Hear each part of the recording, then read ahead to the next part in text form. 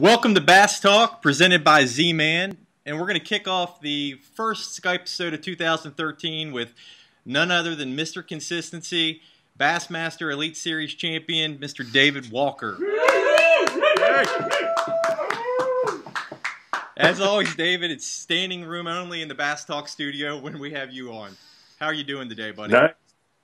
Good. Doing good. How about you, Jason? Oh, I can't complain. I cannot complain. So you came out swinging for the fences. You had the annual Icebreaker event, first Southern Open, the BASS Southern Open, kick off the season, and you started out with the top 10. Tell us a little bit about that event and what you used and how it went for you. Yeah, like you said, it's the first tournament of the year, and so it's always good to get, knock the dust off and get started again after a little bit of hunting. You're ready to go fishing again. But Sure. Plus, too, getting down there to some nice weather is really a nice reprieve, Sure. Get everything going. But it went well. When you fish the Opens, you're either fishing for points in order to try to qualify for the elites, or you're just trying to win a little bit of money. And that was my whole goal, was just to go in there and try to, knowing that I needed to catch big fish to try to win the event. Florida lakes are all about either catch 12 pounds or 22 pounds. There's just really no middle ground there. So I was really keying on those biggest fish I could find, and I managed to catch a giant one in practice. And so I knew I was doing the right thing, and just stuck with it. All I did basically was flip mats the whole time. Okay. There was always several different ways of catching fish down there, but it seems like the biggest fish, when you're fishing for those underneath those mats, granted you still catch small fish, but your chances of catching a bigger one are much better. You don't get as many bites, but you have the chance of catching a really big fish. And so I just stuck with it. And the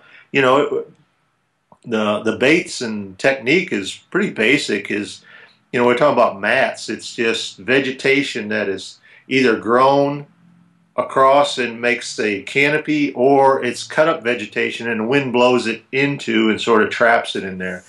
And it creates that horizontal cover, and those fish just slide up underneath that, hang out underneath that thickest cover. And when you look at it, it looks like you could walk on it. I mean, you'll see big alligators laying up on top of this, snakes, all kinds of critters like to get birds. They all walk around on top of this. So it looks solid. It looks like land, like an island. But actually underneath, it's real hollow because it is shaded. Yeah. So the vegetation underneath there doesn't have any leaves on it. So it's basically just the stems or nothing under there. So if you can get through that and get your bait to the fish, then that's key. And to do that, you need a really big sinker. And I mean big by 1.5 ounce to 2 ounce sinkers. And the ones I was using are made by Rain's Tungsten, and I like them because they've got a sleeve in them.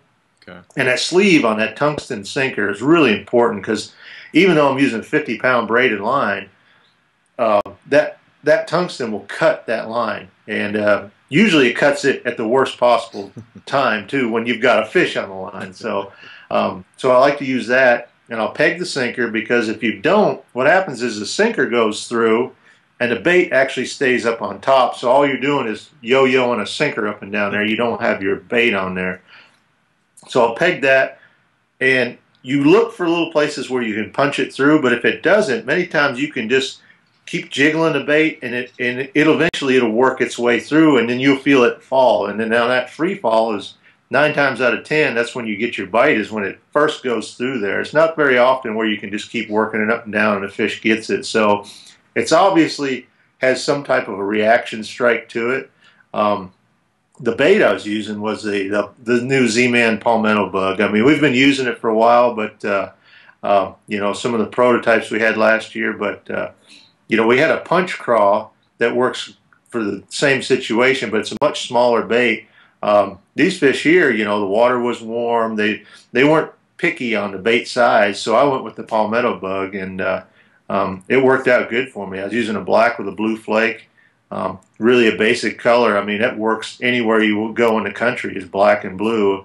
And so I was using that 50-pound braid, 1.5 ounce sinker, sometimes a 2 ounce sinker. I had 2 rods rigged up, and basically just kept, I looked like a little sewing machine, just going down the ridges, just keep up and down, just keep plunking it in there. And, you know, one day you might get 15 bites, another day you might only get 6. But I think the biggest part about, you know, trying to up your percentage, because the days when you only get 6 bites, right, it's real easy to miss and lose these fish. Sure. You wouldn't think so, but it really is. Getting them to bite is not the hard part. Getting them in the boat is the tricky part. And to me, I think that Z-Man Elastic, it's so soft that I could bury the hook right in the center of the bait. I don't have to worry about trying to stick the hook through the bait and then skin hooking it. Right. I'll bury it right in the center of the bait, which allows me to get it through the cover and that hook point not stick out. But then once I get a fish on, that hook goes through that plastic so easily, sure, that I was able to hook up the fish better. And it, you know, if you've picked up a palmetto bug, it is just a spongy feeling. It feels like any other plastic. And I think that really helps when that fish grabs that bait and this thing feels like he's really got something. You know, he's really got him a little soft crawdad right there. And, you know, if you can get him to hold on to it longer or go ahead and just try to swallow it, you know, that's going to up your odds on hookups too. So, you know, I think there's, you know, each little piece of the puzzle all goes together to make that more successful for you throughout it. You know, it's not the one thing that helps you. It's a combination of those things. Now, talk to us about the hook that you would use in that situation too. A lot of guys are using those heavy, you know, straight shank hooks. Tell us a little bit about that too and how you rig the bait. Yeah, you know, you want to use a straight shank hook. You really don't need the offset, especially with the Elastic. It hangs to just the little barbs on a hook so well that once you hook it through the nose, you know, through the bait, turn the hook around, put it back into the center of the bait, you can hook it just slightly. You don't really need to go down through the bait a quarter or a half inch like you do on some other ones in order to keep them from tearing. Sure. Because that big weight trying to go through there and that plastic trying to not go through there, they really tear up quickly. But with this stuff here, the Elastic, you can use just an 1/8 inch through there and then bury the hook right in the center. The hooks I use, the one thing that's really, two things that are really important about the hooks that I use is, one, it needs to be a heavy gauge wire. I like that heavy gauge because when you set up on a fish in a short proximity with a 7'11", I was using a G Loomis flipping stick with a 4 power, and on braided line, you are really stressing a lot of that. You know, something's got to give, and if that hook doesn't have a heavy enough wire, it'll actually just open up, and then you lose the fish. Yeah. So you need a heavy wire, and with braid, it's important to make sure that the eye of the hook has a welded eye. Sure. You wouldn't think it's possible, but braided line can get into the craziest places. They go through your split rings. If you ever fished with a lot, it's amazing where the little places they can find to get into.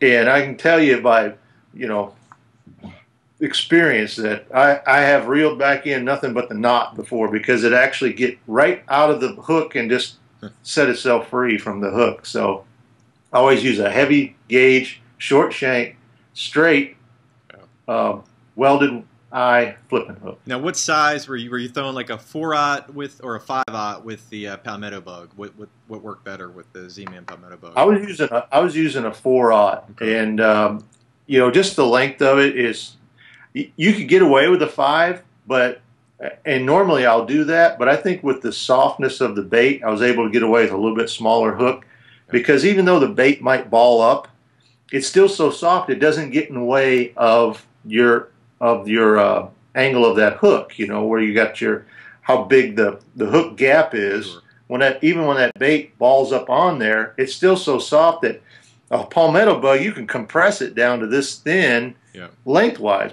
because it really is just that soft. And so I was able to get away with a little bit smaller hook, and that helps you on that hook not sticking through as much and getting hung up and not going through the mat. Now, how about the knot you're tying? Are you tying a Palomar, or are you tying a Snell knot on the hook? Yeah, I always use a Snell knot when I'm doing that flipping. And you know, the theory of it, if you ever tied a snell knot, and you see when you drop the weight down to it and pull it, the hook just kicks forward all the time.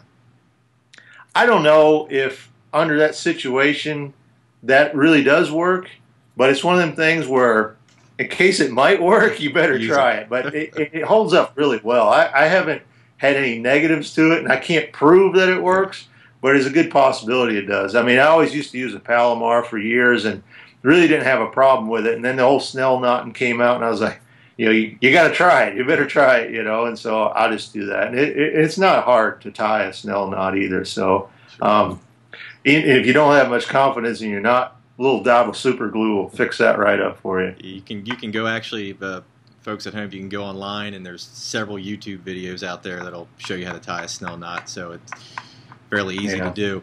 Let's move on and talk about your prep now. I know that was a great tournament to kind of get started, but if there's one you want bad in your career, it's this next one coming up. You're headed to the Bassmaster Classic on Grand Lake.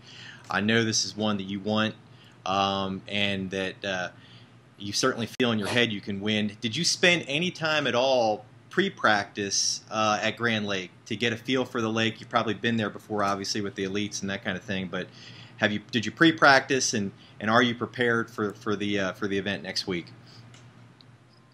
Yeah, I mean, I've never fished Grand before. Okay. I'd heard it was a good lake, and so I'd never been there before. So I went back in the last part of November, right before the cutoff, and spent about 3 days over there. For the most part, riding around, just kind of getting a look at it, and I feel really good about it. I like the setup. I mean, it's a lake that, to me, even though I'd never been on it, it really seemed familiar to me. Okay. Because it's so much like many of the lakes where I live at around here in East Tennessee. It's really got the same type of you know, contours, and you know, and it's got dirtier water than I was expecting. I thought it was going to be a really clear lake, and it's not. And so I think it's going to be outstanding. I mean, you don't have to know all the little details on a lake when you got that dirty water, because the fish tend to stay much shallower. Okay. And I've got a lot of fish in it, so I'm looking forward to it big time. Is it going to be a kind of a pattern lake where, you know, you kind of get on a pattern, you get a feel for things based on the weather and the conditions, and then you can run that pattern? Or is this going to be a deal where somebody's going to get on a spot and they're going to milk a spot or an area for the week and come away with the win? What's your thought there? I think that it's more than likely going to be a pattern, because just the way the lake is, you know, those sort of highland reservoirs like that, it's hard to find a spot, especially this time of year. Okay. Maybe if we were in a post-spawn, early summer type thing, you might be able to find an area where there's new fish keep coming to it. Right. But we're on this late winter, earliest spring type pattern, and somebody might have a spot that'll hold up for a while, but I don't think it'll hold up for the entire event. It might be good enough, it'll carry them through to where if they just scramble a little bit on the last day and hold on to the wind, but I don't think one guy can just sit on a spot. And I think that's going to be good for me too, because I like the idea of being able to pull up and hit new water and not just be looking for another new spot, actually running a pattern. And you know, that's always fun when you can figure out a pattern, because it really opens up. You got the whole lake to fish then. What are the what's the water temperature out there right now? Do you have any idea of kind of what the conditions are currently? High? Is the reservoir high? Okay. The only thing I've been watching is their weather forecast, and it's real parallel to where I live at now as far as their highs and lows. You know, we got highs only are in the upper 30s and low 40s here for the next couple of days when I go out there pre-fish, but then it's going to warm up again, like mid-50s one day. So I think we're going to see that variance in the weather going up and down. I don't know what the water temperature is. I'm going to guess low 50s, maybe something like that. It'd just be a guess of mine, but I don't know. We'll find out when we get there. But like I said, I think it's going to be a really good event. I'm looking forward to it, and should be some big crowds having the Classic in an area where it's never been held before. And there's a lot of fishermen out there. are you going to be throwing, without getting into too many kind of ideas that you might have in your head before you get there, but are you going to be throwing plastics, jerk baits? I mean, what's kind of the thought process in your head with the conditions that you know and the way the lake's setting up? That what are you going to be trying in practice? Right. Yeah. Well, I think the first day of practice, I've got about 24 rods rigged up from one extreme to the other, and hopefully by the first day of the tournament, I've got about 3 rods. That's all I want to. I want to figure out how to narrow that down. Sure. But you're right. Jerk baits obviously going to be good. We can't use the Alabama rig, and I know that in the past year or so, they really caught a lot of fish out there on that. So. Sure. You might see a swim bait actually doing well out there. Okay. Then you always got the old standbys, spinner baits, crankbaits, and jigs. That's just something that always works. So, there is a variety there. I mean, there's a few techniques, you're going to rule out. Rojas is going to tank if he throws a frog all week. So that one I can bet on. But, as far as without knowing, being 3 months off limits, going into it, you got sort of an expectation, but who knows? Because one thing about tournaments is it seems like we always show up at the oddest time of the weather. It's always like, you should have been here last week or the week after. There's a lot of docks on the lake, I understand, too, so I'm sure docks are going to be playing a factor in this deal one way or the other for some fish. So. Yeah, there is. There's a lot of docks. I was surprised at how many there is. There's really a lot of houses on the lake, a lot of docks, and I think that's what's good about the lake is it seems like there's not going to be one. It seems like what it is you're looking for, you can find it there. Sure. I mean, there's a lot of places where it's big, long, sloping banks. There's a lot of areas where it's nothing but rocks. You've got a really big river that goes up in forks that comes into it. Sure. Like I say, you got a lot of docks, marinas. So I think there's that's going to help a lot because it keeps us all from trying to fish the same things, and the lake's good size and only 53 people in it, so it should set up to be a really good weigh-in. Do you think that weight-wise we're going to be looking at a tournament where it's going to take 20 pounds a day to win this tournament, or are we looking at something that's more along the lines of 15 to 17 pound a day kind of deal? There's quite a few big fish in that lake from what I understand. Yeah, I heard the same thing, and but you know how it is. I mean, most people kind of look at a lake and they look at a team tournament where it took 30 pounds one time, and they just do the math 30 times 3, and that's what it's going to take. And that, that's kind of unrealistic. So, when it comes to tournaments, 3 pound and 4 pound fish win just about any of them. I don't care where you're at. Yeah. And that's always the size winning fish. So I think somebody who can manage that 17, 18 every day, granted you catch 20 one day, that helps you. But to try to reproduce that every day, I don't know. I don't know if the lake's that good, and maybe it is. We're going to find out. Well, it'll be interesting too. You got quite a few. I think there's 2 or 3 locals in the tournament too. So you got Jason Christie, obviously, who's a hot local out there. He's been hot on the tour, and you got Biffle, you got Evers. I mean, so it'll be interesting to see how the local guys do in this event, or if a guy like yourself who likes the way the lake sets up, it looks familiar. It's the kind of a lot of times you might have an advantage going in rather than some of the locals that have fished this time of the year as well. So it'll be good to see. What happens. I agree. I agree. Every year I fish the Classic, they've got a local in there that they already got his name on the trophy.